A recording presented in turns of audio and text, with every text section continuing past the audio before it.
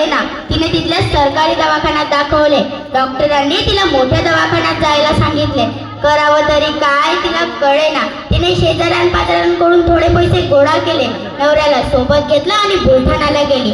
तेथे डॉक्टरांच्या पुढे नवऱ्याला दाखवलं. डॉक्टरांनी तपासण्या केल्या आणि डॉक्टर म्हणाले, यांची एक महत्त्वाची तपासणी करावी लागेल, पण त्याची सोय आमच्याकडे नाही. तुम्हाला यांना घेऊन बारामतीला जावं लागेल. आता मात्र तिच्या पायाखालची जमीन सरकली. ती म्हणाली, इथपर्यंत आणायला 4 चौघांकडून पैसे आणलो ना, आता बारामतीला जायचं कसं? तिथं आणखीन पैसे लागतील, ते आणायचे तरी कुठून? करावं तरी काय तिला कळेना. अरे पोटची कडगी कशी बशी भरतो आपण. जगावं तरी कसं? की आजारी माणसानं जगूच नाही, सरळ मरून जावं. माऊलीच्या डोळ्यातून खडखड अश्रू आले. ज्या माणसानं आयुष्यभर खस्ता काढल्या, ज्या माणसानं हा संसार खांद्यावर पेलून धरला, ज्या माणसानं सुखाची सावली दिली, त्याच्यावरही वेळ आली आणि आपण काहीच करू शकत नाही असा विचार तिच्या मनात आला. शेवटी परत आली. 4 चौघांपुढे शब्द टाकले. मिळतील जुळतील जमतील तेवढे पैसे जमा केले. नवऱ्याला सोबत घेतलं आणि बारामतीला गेली. तेथे डॉक्टरांच्या पुढे नवऱ्याला दाखवलं. डॉक्टरांनी तपासणी केली आणि डॉक्टर म्हणाले, यांची एक महत्त्वाची तपासणी करावी लागेल. आता मात्र त्या माऊलीचा धीर खचला. ती म्हणाली, तपासण्या तरी किती करता हो? किती करता तपासण्या? ठीक, पण खर्च तरी किती येणार? डॉक्टरांनी जो खर्चाचा आकडा सांगितला त्यावेळी तिच्या डोळ्यापुढे दिवसा अंधारे आल्या. अरे जगावं तरी कसं म्हणून ती रडू लागली. बाहेर आली. त्या बाकड्यावर बसली. त्या बाकड्याच्या शेजारी पडलेला पेपर तिला दिसला. तिने तो पेपर घेतला आणि वाचला. मोठ्या ठळक अक्षरात छापलेली बातमी तिने वाचली आणि ती एकदम चमकली.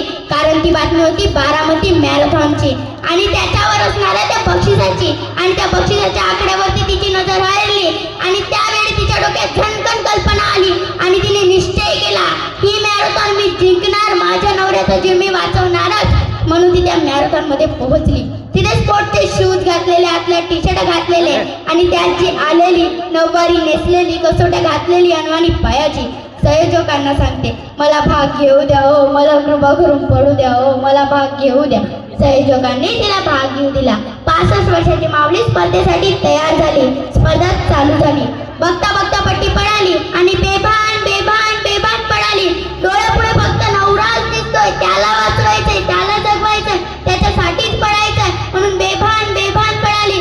आतापर्यंत पळाली होती रानात जनावरांच्या मागे.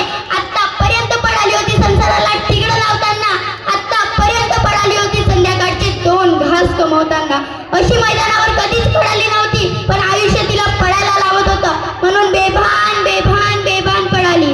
अखेर आवाज झाला. स्पर्धा संपली. स्पर्धेची विजयी ठरली ती 65 वर्षाची लता भगवान करे. तिच्या यशाचं कारण काय? तिला धावताना फक्त आठवत होता तिचा नवरा, तिला फक्त आठवत होता त्याचा आजार आणि तिला फक्त आठवत होता त्याला जगवण्याचा विचार. एवढंच बस. तिची जिंकण्याची तीव्रता एवढी प्रचंड होती ना, तीच तीव्रता तिला यश मिळवून गेली. माझ्या कथेचे तात्पर्य, तुमची जिंकण्याची तीव्रता किती आहे याच्यावर तुमचं यश अवलंबून आहे. किती तीव्रतेनं वाटतं तुम्हाला? पाण्यात हात बुडल्यावर शरीराला ज्या तीव्रतेनं श्वासाची गरज वाटते ना, ज्यावेळी तुम्हाला यशाची गरज वाटेल ना, त्यावेळी यश तुमच्या दारात हात जोडून उभं राहील. तोपर्यंत नाही. ही गरज, ही जिद्द, ही तीव्रता, हा झपाटलेलापणा फार महत्वाचा आहे. ही जिद्द जेव्हा असेल ना, तेव्हा यश हमखास तुम्हाला मिळेल. धन्यवाद.